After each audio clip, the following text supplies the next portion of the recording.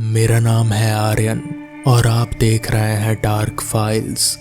आज की इस कहानी में आगे बढ़ने से पहले अगर आपने अभी तक हमारे चैनल को सब्सक्राइब नहीं किया है तो कर लें। तो चलिए बढ़ते हैं आज की इस कहानी की ओर।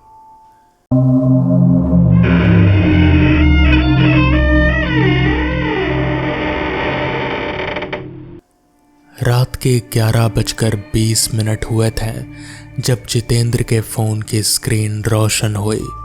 वो अपने कमरे में लेटा था, छत पर लगे पंखे की सुस्त आवाज़ सुनते हुए। नींद नहीं आ रही थी लेकिन आंखें बंद थी।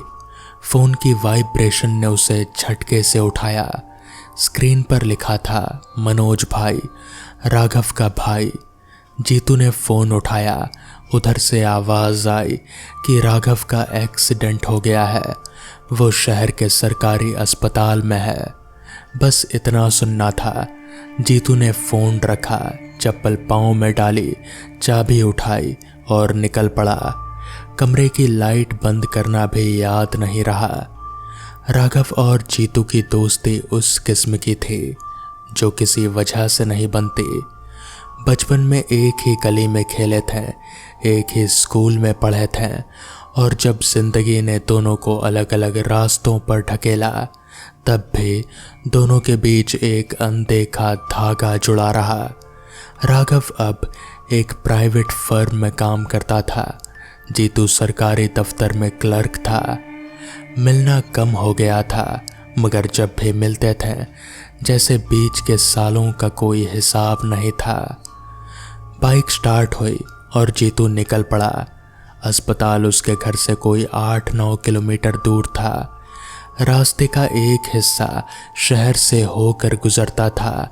रोशनी थी, चाय की दुकानें थी।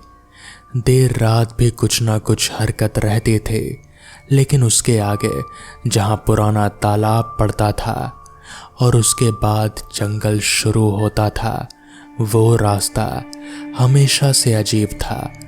दिन में भी उस रास्ते पर एक तरह का वीरानापन था।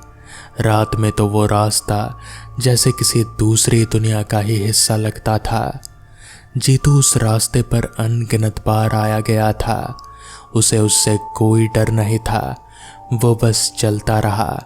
अस्पताल पहुंचा तो मनोज बाहर खड़ा था। चेहरे पर राहत थी, थकान थी। उसने बताया कि हेलमेट पहना था राघव ने, इसलिए सिर पर चोट नहीं आई। एक हाथ टूटा था, प्लास्टर हो गया था, कुछ खरोंचे थे।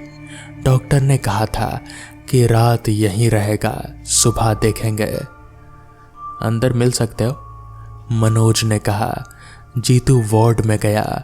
राघव बेड पर लेटा था, बाईं बांह पर प्लास्टर, माथे पर एक पट्टी, चेहरे पर हल्की खराशें, आंखें खुली थी। जीतू कुर्सी खींचकर बैठ गया। कुछ देर चुपचाप रहे, फिर राघव ने हल्के से मुस्कुराया और कहा, तू आया, बहुत अच्छा किया। और जीतू ने कहा, चुप कर, सो जा। और दोनों हंसे। कुछ देर हल्की फुल्की बातें हुई। राघव ने कहा कि बॉस को बहाना देना पड़ेगा। जीतू ने कहा कि बहाना क्यों, सच ही बोल देना। फिर राघव की पत्नी का जिक्र आया जो रात को ही ट्रेन से आ रही थी। मनोज उसे लेने स्टेशन गया था मगर धीरे धीरे राघव की आवाज़ में कुछ बदल गया। उसने जीतू से पूछा, तू उसी रास्ते से आया, तालाब वाले से? जीतू ने हाँ कहा। राघव ने कहा कि उसे कुछ दिखा उस रास्ते पर?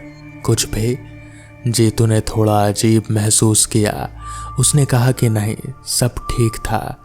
राघव ने एक लंबी सांस ली। उसने बताया कि एक्सीडेंट से ठीक पहले जब उस रास्ते से वो आ रहा था उसकी बाइक की हेडलाइट में कुछ दिखा था। रास्ते के बीचों बीच एकदम सामने एक आकृति, सफ़ेद नहीं ना काली, बस धुंधली, जैसे किसी ने धुएं को आदमी की शक्ल दे दी हो। एक पल के लिए, बस एक पल के लिए, और फिर गायब। बस उसी में राघव का बैलेंस बिगड़ा था, बाइक फिसली थी। जीतू ने कहा कि शायद वहम था, थकान में नज़र धोखा दे देती है, मगर राघव बार बार कह रहा था, नहीं यार, ये वहम नहीं था, उस रास्ते पर कुछ है, मैंने उसे देखा था। जीतू ने उसे समझाने की कोशिश की, कहा कि रात का वक्त था, अंधेरा था, जानवर भी तो हो सकता है, कुछ भी हो सकता है। राघव सुन रहा था, मगर उसकी आंखों में वो बात थी जो किसी तर्क से नहीं जाती। आखिरकार राघव ने कहा, जा घर जा, मैं ठीक हूँ, और हाँ, उस रास्ते पर ध्यान रखना। जीतू रुकना चाहता था, मगर उसका भतीजा 14 साल का सोनू घर पर अकेला था। बच्चे की छुट्टियां थी, जीतू के यहाँ घूमने आया था, उसे छोड़कर इतनी रात को निकल आया था। अब और देर ठीक नहीं थी। जीतू ने राघव का हाथ थपथपाया, बाहर आया, मनोज को फ़ोन किया कि वो जा रहा है, बाइक निकाली और चल पड़ा। रात के 2:15 हो रहे थे। शहर का हिस्सा पीछे छूट गया था। अब वो उस रास्ते पर था जहां दोनों तरफ जंगल था। सड़क टूटी फूटी थी, लेकिन सीधी थी, कोई मोड़ नहीं, कोई चौराहा नहीं, बस एक लकीर जो अंधेरे में खींची चली जाती थी। बाइक की हेडलाइट उतनी ही दूर रोशनी फेंक रही थी जितनी उसकी औकात थी। जीतू धीरे धीरे चला रहा था। रात की ठंडी हवा थी, पेड़ों की पत्तियां हिल रही थी, कभी कभी कोई पक्षी बोल उठता था। वो आवाज़ें जो रात में कानों में ज़्यादा गहरी जाती हैं। उसके दिमाग में राघव की बात घूम रही थी, उस रास्ते पर कुछ है। जीतू ने खुद को झटका दिया। राघव को चोट लगी थी, दर्द था, दवाइयाँ थी। दिमाग उस हालत में अजीब चीज़ें सोचने लगता है। ये सब तर्क संगत था। तभी बाइक की हेडलाइट में उसने महसूस किया कि कुछ था। सामने से वो कुछ आया और चला गया, इतनी तेजी से कि जीतू खुद पक्का नहीं कर सकता था कि उसने देखा था या नहीं।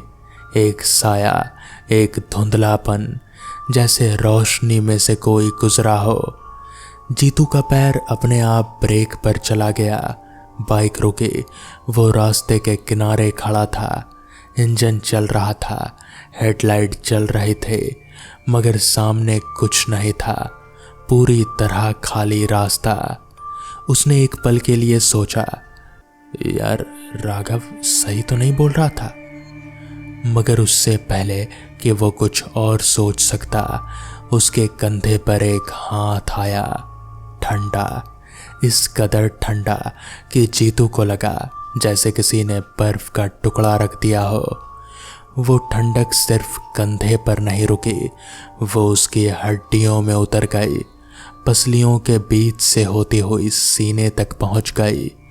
और पीछे से आवाज आई, बस एक लफ्ज, चलो।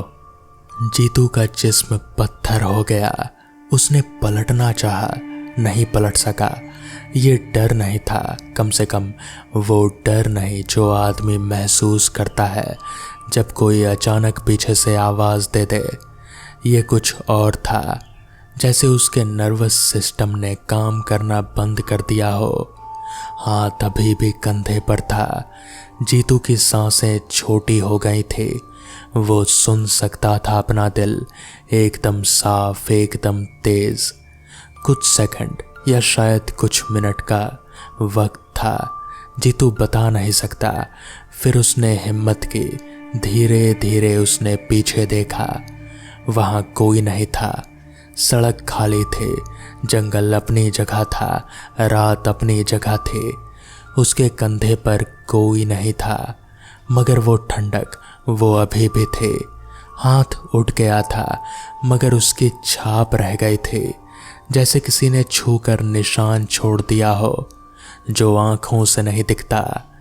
जीतू ने थूक निगला। उसके हाथ कांप रहे थे, बाइक का हैंडल थामे हुए भी कांप रहे थे। उसने एक काम किया, एक्सीलरेटर दबाया और चल पड़ा। वो रुका नहीं, पलट कर नहीं देखा, बाईं तरफ नहीं देखा, दाईं तरफ नहीं देखा, बस सीधे। जितनी तेज बाइक चल सकती थी उतनी तेज। घर पहुंचा तो सोनू सो चुका था, बेड पर लुढ़का पड़ा था, फोन सीने पर रखा था। जीतू ने एक पल उसे देखा, 14 साल का बच्चा, बेफिक्र नींद। जीतू बाथरूम में गया, नल खोला, मुंह पर पानी मारा, शीशे में देखा। उसकी शक्ल ठीक थी, कोई खरोंच नहीं, कोई चोट नहीं, बस आंखें थोड़ी गहरी लग रही थी, जैसे कोई चीज अंदर घुस गई हो और बाहर नहीं निकली। उसने शीशे से नजर हटाई, बिस्तर पर आया, लेट गया, आंखें बंद की। नींद बहुत देर बाद आई। अगले कुछ दिन सामान्य रहे। ऊपर से राघव तीसरे दिन घर आ गया। हाथ का प्लास्टर था, चलने फिरने में थोड़ी तकलीफ थी, मगर ठीक था। उसकी पत्नी आ गई थी, मनोज था, घर में रौनक थी। जीतू मिलने गया, दोनों ने फिर उस रात की बात की। राघव ने पूछा, कुछ हुआ उस रास्ते पर? जीतू ने एक पल के लिए रुक कर सोचा, फिर उसने कहा, नहीं, कुछ नहीं हुआ। राघव ने उसे देखा, जीतू ने नजरें नहीं मिलाई। बात आई गई हो गई, मगर जीतू के साथ कुछ आया गया नहीं था। वो ठंडक वो अभी भी थी। कभी कभी रात को जब वो सोने की कोशिश करता, उसे लगता जैसे उसके कंधे पर कोई है, कोई हाथ ठंडा, और वो एक लफ्ज चलो वो उसके कान में गूंजता था, बिना किसी मुनासिब वक्त के। उसने ये सब किसी को नहीं बताया। सोनू वापस चला गया, घर फिर खाली हो गया, जीतू अकेला रह गया। एक हफ्ते बाद जीतू को दफ्तर के काम से उसी रास्ते से जाना पड़ा। दिन में उसने बाइक निकाली और चल पड़ा। दिन का उजाला था, धूप थी, जंगल हरा था, पक्षी थे, दूर खेतों में कोई काम कर रहा था। वो रास्ता, वही रास्ता, दिन में बिल्कुल अलग था। जीतू धीरे धीरे चलता रहा था। उसने उस जगह को पहचानने की कोशिश की जहां वो रुका था, जहां उसने वो साया देखा था, जहां उसके कंधे पर वो रुक गया। सड़क के किनारे जंगल की तरफ एक पुराना पत्थर था, टूटा हुआ, काई जमी हुई, जमीन में थोड़ा धंसा हुआ। उस पर कुछ लिखा था, फारसी या उर्दू में। जीतू पढ़ नहीं सका। पत्थर के आसपास की जमीन थोड़ी अलग रंग की थी, गहरे रंग की, और वहां की मिट्टी में कुछ अलग हो। जीतू बाइक से उतरा, पत्थर के पास गया, गौर से देखा तो पत्थर के नीचे घास के बीच में एक धागा था, पुराना, सड़ा हुआ, काले रंग का। जीतू ने उसे छुआ नहीं। वो वापस बाइक पर आया और चल पड़ा, मगर उसके दिमाग में वो पत्थर रह गया। शहर में एक बुजुर्ग थे, रहमत चाचा। जीतू के दफ्तर के पास एक छोटी सी किताबों की दुकान थी उनकी। पुरानी किताबें, पुराने अखबार और एक कुर्सी जिस पर वो हमेशा बैठे मिलते थे। उम्र होगी कोई 75 साल की, मगर आंखें अभी भी पैनी थी। जीतू उनकी दुकान में अक्सर जाता था, बातें होती थी। उस दिन वो फिर गया। उसने उनसे पूछा कि तालाब वाले रास्ते के बारे में, वहाँ कुछ पुरानी बात है, कोई किस्सा। रहमत चाचा ने उसे देखा एक पल, फिर उन्होंने किताब रखी, चाय मंगाई और बोलना शुरू किया। बात कोई 70-75 साल पुराने थे। उस इलाके में जहाँ अब जंगल है, कभी एक छोटी सी बस्ती हुआ करते थे। ज्यादा घर नहीं थे, 10-12 परिवार। जमींदारी का जमाना था तो ये सब खेतीहर मजदूर थे। उस बस्ती में एक आदमी था, उसका नाम था रज्जब। रज्जब मजदूर नहीं था, वो इलाके का एक तरह का ओझा था। हालांकि उसे खुलकर कोई ये कहता नहीं था। वो जड़ी बूटियां जानता था, बीमार जानवरों का इलाज करता था और कभी कभी ऐसे काम करता था जिनका जिक्र खुलकर नहीं होता। वो तालाब के पास रहता था। रज्जब की एक बेटी थी, नाम था जरीना। जवान थी, सुंदर थे और उसकी तरक्की ऐसी जगहों में होनी नहीं थी जहां वो पैदा हुई थे। उस बस्ती से थोड़ी दूर शहर की तरफ एक जमींदार का लड़का आता जाता था। कामकाज के सिलसिले में उसका नाम था हरीलाल। जमींदार का बेटा था, पढ़ा लिखा और जरीना के करीब आने लगा था। रज्जब को ये मंजूर नहीं था। जात का फर्क था, मजहब का फर्क था और जमींदार घर के लड़की नहीं बल्कि मजदूर की लड़की थी। ये सब उस जमाने में दीवारें थी जो टूटती नहीं थी। मगर जरीना और हरीलाल की मुलाकातें जारी रही। एक रात देर रात हरीलाल उसी रास्ते से जा रहा था, तालाब के पास वाले रास्ते से। रज्जब को खबर मिली। उस रात हरीलाल कभी घर नहीं पहुंचा। अगले दिन उसकी लाश तालाब के पास मिली। कहा गया कि पैर फिसला, तालाब में गिर गया, डूब गया। मगर रज्जब चाचा बताते थे कि उस रात उन्होंने कुछ सुना था। तालाब की तरफ से आवाज़ें, एक नहीं एक से ज़्यादा आवाज़ें। जरीना को ये खबर मिली तो वो ऐसे हुई जैसे किसी ने उसके अंदर से कुछ निकाल लिया हो। वो बोलती नहीं थी, खाती नहीं थी। एक हफ्ते बाद वो भी नहीं रही। कहते हैं उसी रात रज्जब भी गायब हो गया। उसकी कभी लाश नहीं मिली। रहमत चाचा ने चाय का आखिरी घूंट लिया। उन्होंने बताया कि उनके वालिद उस बस्ती के करीब रहते थे। उन्होंने ये किस्सा सुना था। बस्ती धीरे धीरे उजड़ गई, लोग चले गए, जंगल बढ़ता गया।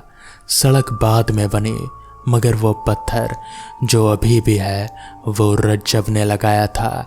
उस पर लिखा है, यहाँ मत रुको। जीतू के रोंगटे खड़े हो गए। उसने पूछा, तो वो आवाज़, वो जो लोगों को सुनाई देती है उस रास्ते पर?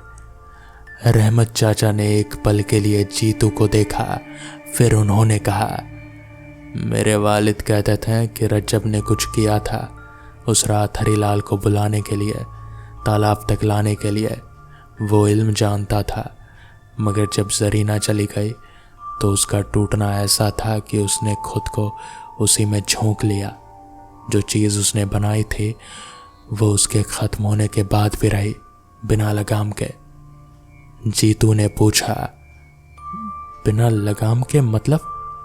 रहमत चाचा ने धीरे से कहा, मतलब कि ये जो चीज़ किसी को बुलाने के लिए बनाई जाती है वो अब भी बुलाती है, बिना किसी मकसद के, बस आदत से। जीतू उस रात घर आया और बहुत देर तक बैठा रहा। उसके दिमाग में सब कुछ एक साथ चल रहा था। रज्जब, जरीना, हरीलाल, वो रास्ता, वो पत्थर, वो ठंडा हाथ और वो एक लफ्ज़, चलो। वो समझ गया था कि उस रात उसके कंधे पर जो हाथ था वो उसे कहाँ ले जाना चाहता था, तालाब की तरफ। वही तालाब जहाँ हरीलाल की लाश मिले थे। जीतू ने उस रात बाइक रोकी थी एक्सीडेंट से बचने के लिए, और उसे रुकने में उसे थोड़ी देर के लिए उस जगह पर खड़ा कर दिया था जहाँ वो बुलावा सबसे तेज था, तालाब से कोई 100 मीटर। राघव ने जो देखा था वो उसे भी वहीं बुला रहा था, मगर राघव का एक्सीडेंट हो गया, वो उस तरफ नहीं गया। जीतू रुका था और उसे बुलाया गया था, मगर जीतू पलट कर नहीं देखा था, वो भागा था। अगले दिन जीतू फिर उस रास्ते पर गया, दिन में अकेला। वो तालाब तक गया। तालाब पुराना था, पानी काला था, उस किस्म का काला जो गंदगी से नहीं गहराई से आता है। किनारे पर कुछ पत्थर थे टूटे हुए, एक जगह कुछ राख थी पुरानी। जीतू वहाँ कुछ देर खड़ा रहा। उसे कुछ महसूस हुआ, एक हल्की सी खिंचाव जैसी अनुभूति। उस तालाब की तरफ वो खिंचाव नफरत करने वाली नहीं थे, डराने वाली नहीं थे, वो बस थे, जैसे कोई पुरानी ज़रूरत जो अपना रास्ता भूल चुकी हो। जीतू ने उस तालाब को देखा। उसने मन में कहा, जो हुआ हुआ, जो गए गए, यहाँ अब कोई नहीं आएगा। ये शायद बेमतलब था, शायद उससे कोई फर्क नहीं पड़ता था, मगर उसने ये कहा। फिर वो वापस मुड़ गया। उस रात पहली बार जीतू को अच्छी नींद आई। कंधे पर वो ठंडक नहीं थे, चलो की आवाज़ नहीं थे। सुबह उठा तो धूप खिड़की से आ रहे थे।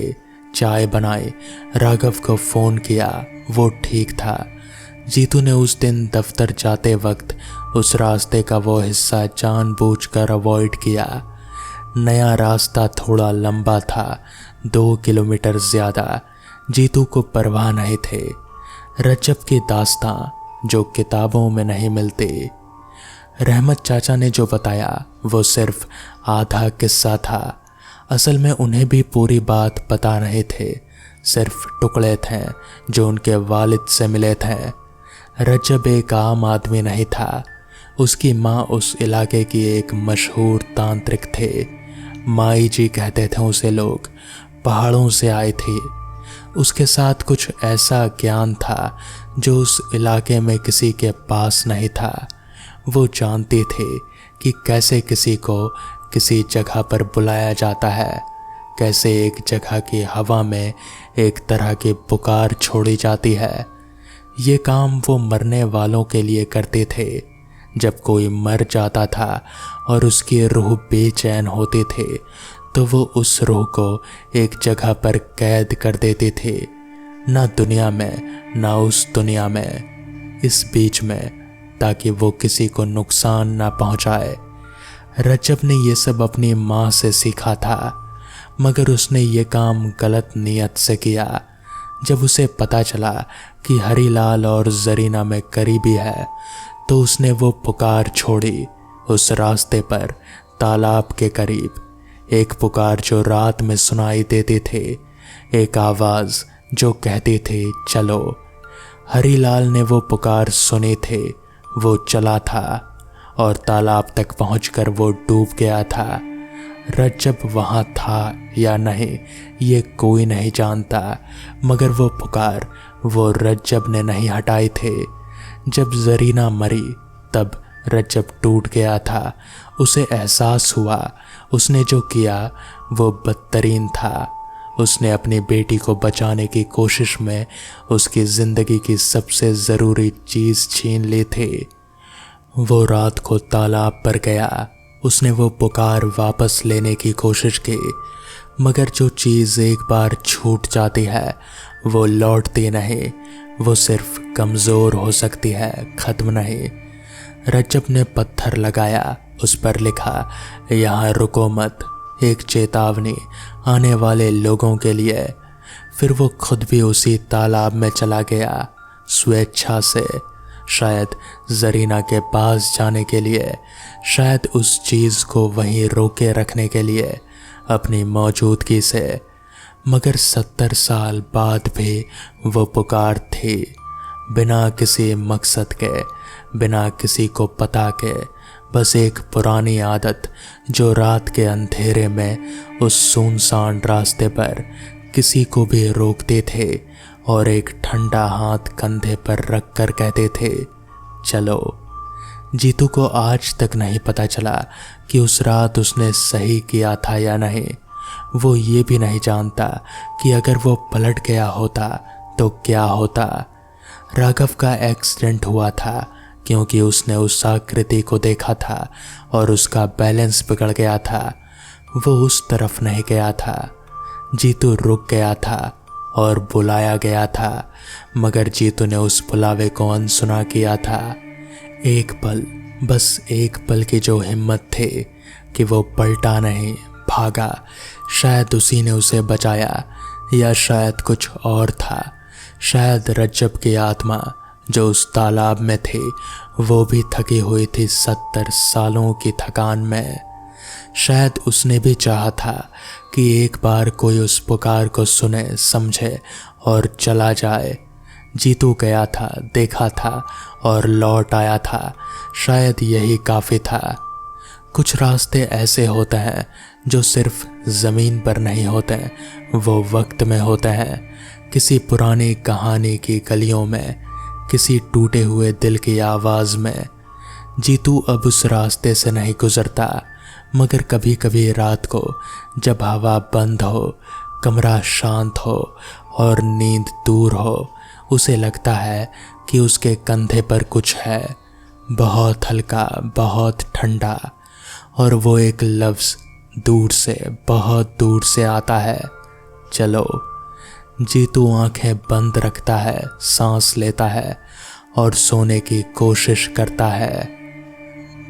तो दोस्तों, ये थी आज की कहानी। कैसी लगी आपको ये कहानी मुझे कमेंट्स में ज़रूर बताएं। तो मैं आपका दोस्त आर्यन जल्द ही मिलूँगा आपसे ऐसे ही किसी नई कहानी के साथ। तब तक के लिए अपना ख्याल रखें और देखते रहें डार्क फाइल्स।